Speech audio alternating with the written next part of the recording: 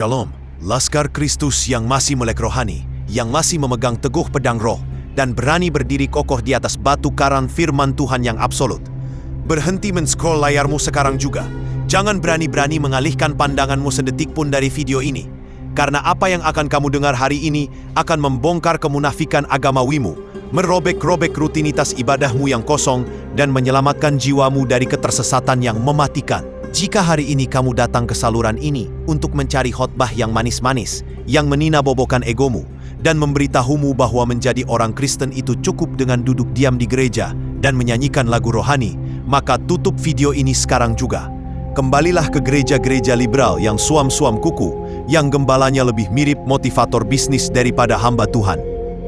Tetapi, jika kamu peduli dengan keselamatan jiwamu yang kekal, jika kamu rindu pada kebenaran radikal yang mengoyak daging dan memurnikan roh, maka siapkan mentalmu.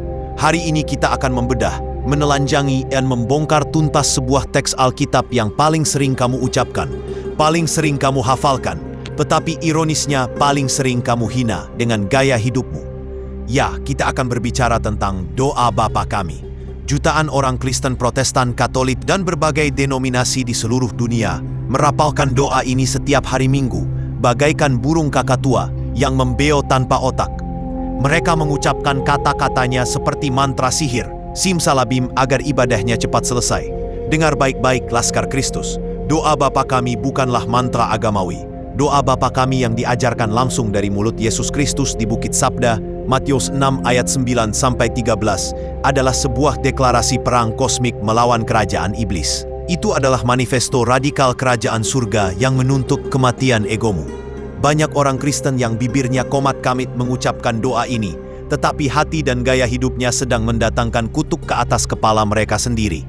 Yesus Kristus menyembunyikan 6 rahasia teologis tingkat tinggi di dalam doa yang singkat ini, yang jika kamu pahami secara literal dan rohani, akan membuatmu gemetar ketakutan setiap kali kamu berani membuka mulut untuk mengucapkannya. Mari kita bongkar 6 rahasia mengerikan dan ekstrim dari doa Bapa Kami yang disembunyikan oleh pendeta-pendeta kompromis hari ini. Rahasia pertama, Bapa Kami yang di sorga, pembantaian terhadap teologi kemakmuran dan kesombongan manusia. Kata pembuka dari doa ini saja sudah cukup untuk meluluh lantakan ajaran sesat yang merajai mimbar-mimbar mega church hari ini. Ketika Yesus mengajar kita berdoa, Bapa Kami yang di sorga, Dia sedang meletakkan batas demarkasi yang absolut antara Sang Pencipta dan ciptaan. Bapa Kami berbicara tentang hak istimewa, privilege luar biasa yang kita dapatkan hanya melalui darah penebusan Kristus. Kamu tidak berhak memanggil Allah yang Maha Kudus itu sebagai Bapa jika kamu belum dilahirkan kembali oleh Roh Kudus. Tetapi perhatikan frasa yang di sorga. Ini adalah tamparan keras bagi teologi kemakmuran, prosperity gospel, yang mereduksi Allah hanya menjadi jin lampu ajaib atau sugar daddy kosmik yang tugasnya melayani hawa nafsu duniawimu. Hari ini, banyak pendeta mengajarkan umatnya untuk memerintah Tuhan. Deklarasikan mobil mewahmu, perintahkan malaikat untuk mentransfer uang ke rekeningmu, klaim kesembuhanmu sekarang juga. Kesombongan macam apa ini? Allah itu ada di sorga. Dia bersemayam di atas takhta kekuasaan yang tak terselami, dan kamu hanyalah debu tanah yang fana di bumi. Pengkhotbah yang mengajarkan kamu bisa mengatur Tuhan dengan kekuatan pikiran positifmu, law of attraction, sedang mengajarkan ilmu sihir okultisme yang dibungkus dengan nama Yesus. Ketika kamu berdoa, Bapa Kami yang di sorga, kamu sedang menundukkan dirimu sehina-hinanya, mengakui bahwa Dia adalah penguasa mutlak, dan kamu adalah hambanya. Dia bukan babu rohanimu. Dia adalah El Shaddai. Berhentilah memperlakukan Tuhan seperti mesin ATM, dan mulailah sujud menyembah dalam ketakutan dan kegentaran. Rahasia kedua, dikuduskanlah namamu. Kutukan atas kekristenan duniawi dan gereja liberal. Ini adalah bagian yang paling sering diucapkan, tetapi paling sering dilanggar secara brutal oleh orang Kristen KTP. Apa artinya, dikuduskanlah namamu? Dalam bahasa Yunani, hagias teto to onomasu, ini adalah kata kerja imperatif yang menuntut pemisahan absolut dari dosa. Ini berarti nama Allah harus dijunjung tinggi, disucikan, dan dipisahkan dari segala bentuk kecemaran, kenajisan, dan kompromi dengan dunia. Lalu lihatlah kenyataan gereja hari ini. Apakah nama Tuhan dikuduskan? Tidak. Nama Tuhan diinjak-injak, dipermalukan, dan dijadikan bahan tertawaan oleh gaya hidup jemaatnya sendiri. Anak-anak muda Kristen menyanyi, "Dikuduskanlah namamu" di hari Minggu pagi, tetapi di malam harinya mereka membuka situs pornografi, berzina di hotel murah, dan mabuk-mabukan di klub malam. Para majelis dan penatua gereja mengucapkan doa ini saat memimpin rapat. Tetapi setelah rapat, mereka merencanakan korupsi tender dan menipu rekan bisnisnya. Lebih menjijikan lagi, gereja-gereja progresif liberal di barat, dan yang mulai menyusup ke negara kita, mengibarkan bendera pelangi LGBT di atas mimbar, menormalisasi dosa penyimpangan kodrat yang mendatangkan api belerang ke atas Sodom dan Gomora. Lalu mereka berani-beraninya bernyanyi menyembah Tuhan, kemunafikan yang mendatangkan maut. Dengar baik-baik, Laskar Kristus. Jika kamu mengucapkan "Dikuduskanlah namamu", tetapi gaya hidupmu secara sengaja terus-menerus bergelimang dalam dosa tanpa pertobatan radikal, kamu sedang memanggil murka Allah turun ke atas kepalamu. Kamu sedang menantang Tuhan untuk mendisiplinkanmu. Kekristenan bukanlah agama murahan, di mana kamu bisa memegang tangan Yesus sambil tangan yang satu lagi memeluk iblis. Pisahkan dirimu dari dunia, atau nama Tuhan sendirilah yang akan menolakmu di hari penghakiman. Rahasia ketiga, datanglah kerajaanmu, jadilah kehendakmu di bumi seperti di sorga. Doa bunuh diri bagi ego dan ambisimu. Pernahkah kamu menyadari betapa mengerikan dan ekstremnya kalimat ini? Ini bukanlah kalimat permohonan yang manis. Ini adalah surat pernyataan bunuh diri untuk kedaginganmu. Ketika kamu berdoa, jadilah kehendakmu, kamu secara otomatis dan sadar sedang berkata, hancurkanlah kehendakku, matikanlah cita-citaku, dan musnahkanlah ambisiku jika itu bertentangan dengan rencanamu. Berapa banyak orang Kristen yang berani berdoa seperti ini secara literal? Kita lebih suka berdoa, "Tuhan, jadilah kehendakku di bumi ini, berkati rencanaku, luluskan ujianku, berikan aku jodoh yang aku mau, naikkan gajiku." Kita memutarbalikkan doa ini menjadi egosentris. Dengar, kerajaan Allah tidak akan pernah bisa ditegakkan di dalam hatimu selama kerajaan egomu masih berpahta. Yesus di Taman Getsemani berkeringat darah ketika dia mempraktikkan doa ini. Bukan kehendakku, melainkan kehendakmulah yang terjadi. Lukas 22 ayat 42. Dan konsekuensi dari doa itu adalah dia harus disiksa dan disalibkan. Apakah kamu siap menerima konsekuensi dari doa jadilah kehendakmu? Bagaimana jika kehendak Tuhan untukmu tahun ini adalah kamu kehilangan pekerjaanmu agar kamu belajar bergantung padanya? Bagaimana jika kehendak Tuhan adalah kamu menderita penyakit secara fisik agar rohanimu diselamatkan? Bagaimana jika kehendak Tuhan adalah kamu dianiaya, difitnah, dan dibenci oleh keluargamu sendiri karena kamu mempertahankan kebenaran Injil? Kekristenan Protestan historis adalah kekristenan para martir. Jika kamu mengucapkan kalimat ini, tapi kamu masih memberontak saat Tuhan mengizinkan badai menghantam zona nyamanmu, maka kamu adalah seorang pembohong besar di hadapan takhta surga. Berhenti membeo, salibkan dagingmu, dan biarkan kehendak Allah yang radikal itu menghancurkan segala kenyamanan duniawimu. Rahasia keempat, berikanlah kami pada hari ini makanan kami yang secukupnya. Hukuman mati bagi kapitalisme gereja dan keserakahan. Perhatikan kata-kata Yesus dengan sangat teliti. Yesus tidak mengajarkan kita berdoa, berikanlah kami pada hari ini deposito miliaran, mobil sport keluaran terbaru, passive income, dan rumah mewah di kawasan elit. Yesus mengajarkan kita berdoa untuk makanan kami yang secukupnya pada hari ini. Dalam bahasa Yunani, epiousios, roti untuk kebutuhan hidup sehari ini. Kalimat ini adalah pukulan telak, tamparan berdarah bagi para pendeta Prosperity Gospel dan CEO-CEO Mega Church yang hidup bergelimang kemewahan dari uang persepuluhan jemaat miskin. Mereka mengajarkan jemaat untuk serakah, untuk menumpuk harta di bumi, untuk memanifestasikan kekayaan tanpa batas. Tetapi Yesus mengajarkan kecukupan dan ketergantungan mutlak setiap hari kepada pemeliharaan Bapa. Di era akhir zaman ini, di mana tatanan dunia baru, New World Order, dan sistem ekonomi antikristus, Wahyu 13, sedang dibangun untuk memaksa semua orang tunduk pada sistem cashless dan kendali finansial global. Doa ini adalah senjata survival paling ampuh bagi Laskar Kristus. Kamu diajarkan untuk tidak bersandar pada sistem ekonomi dunia, tidak bersandar pada tabunganmu, melainkan bersandar pada keajaiban pemeliharaan Tuhan dari hari ke hari. Jika roh keserakahan masih menguasai hatimu, kamu akan sangat mudah menerima tanda binatang itu hanya demi mengamankan hartamu. Orang Kristen yang tidak bisa berkata cukup, orang Kristen yang selalu membandingkan hidupnya dengan flexing orang-orang kaya di Instagram, adalah orang Kristen yang sedang menggali kuburannya sendiri. Rasul Paulus memperingatkan dalam 1 Timotius 6 ayat 10, karena akar segala kejahatan ialah cinta uang, sebab oleh memburu uanglah beberapa orang telah menyimpang dari iman dan menyiksa dirinya dengan berbagai-bagai duka. Jika roti dan lauk sederhana hari ini tidak bisa membuatmu bersyukur dan memuji Tuhan, maka kamu sama sekali tidak layak menerima mahkota kehidupan di surga nanti. Rahasia kelima, dan ampunilah kami akan kesalahan kami, seperti kami juga mengampuni orang yang bersalah kepada kami. Kondisi fatal yang bisa membuatmu masuk neraka. Ini adalah bagian yang paling mengerikan, paling menakutkan, dan paling sering membuat pendeta-pendeta hyper grace bisu 1000 bahasa. Baca pelan-pelan dan biarkan nalar rohanimu terguncang. Yesus meletakkan syarat-persyarat, klausul kondisional yang sangat mematikan di sini. Apakah kamu sadar apa yang sedang kamu doakan saat kamu mengucapkan kalimat ini? Kamu sedang berkata kepada Tuhan, "Ya Tuhan, ampunilah dosa-dosaku dengan cara yang sama persis seperti aku mengampuni orang yang menyakitiku." Bom logika teologis meledak di sini.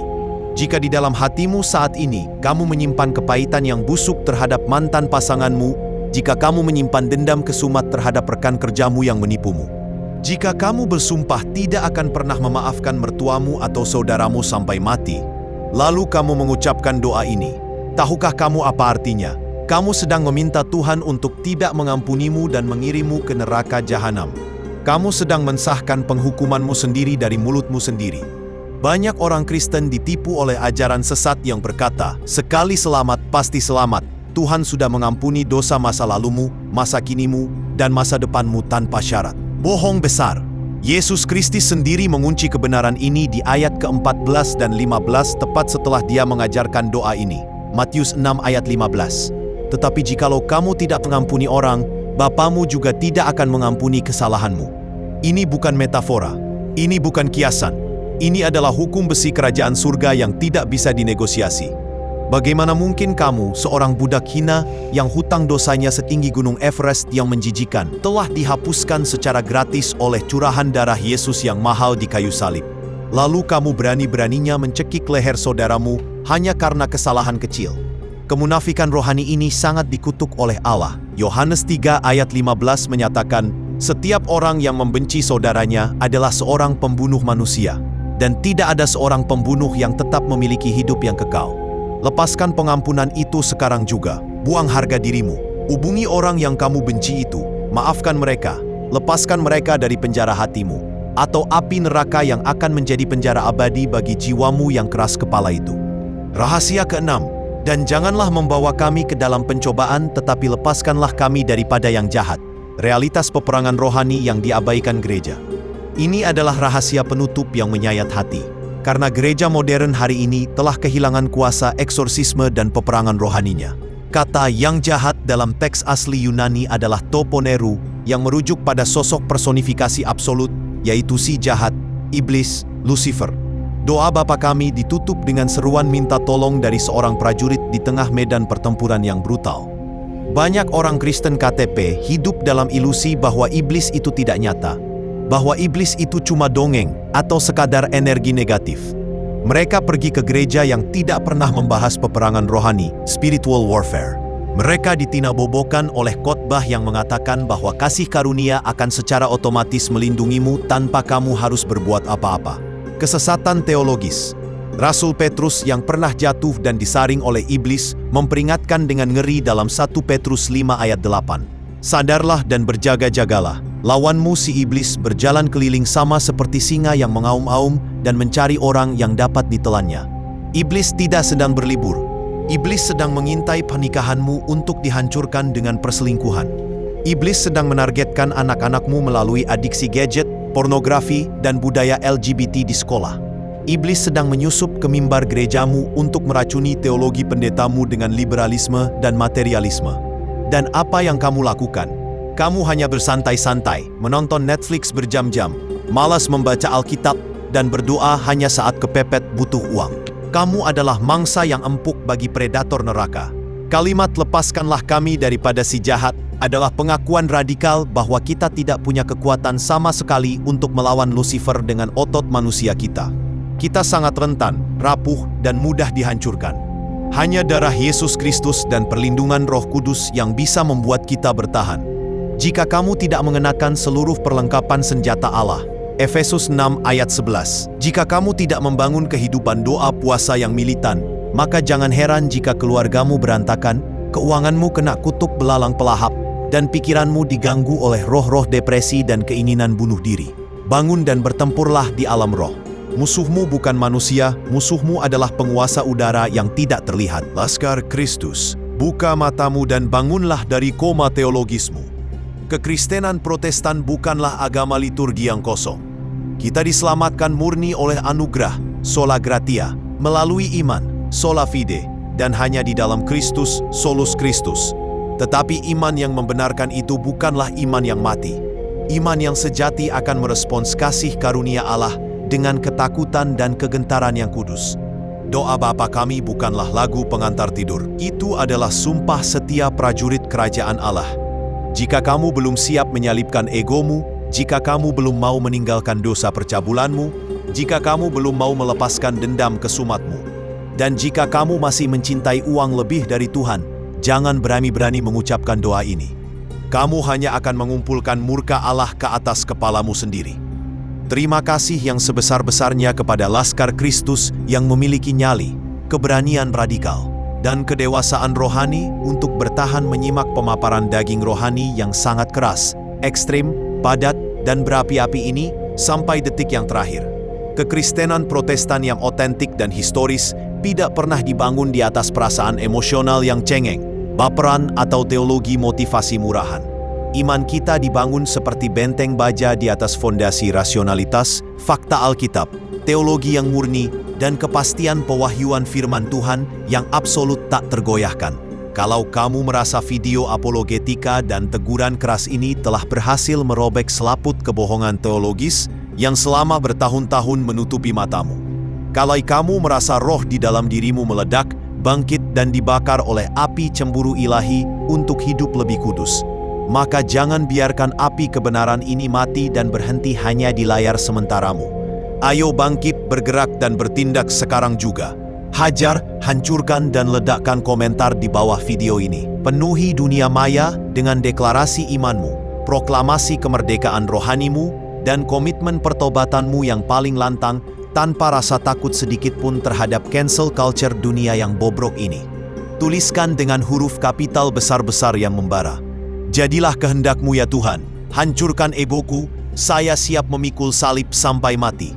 Jangan jadi orang Kristen KTP yang pengecut, yang takut diasingkan oleh teman-teman gerejamu, yang takut menyuarakan kebenaran demi menjaga image.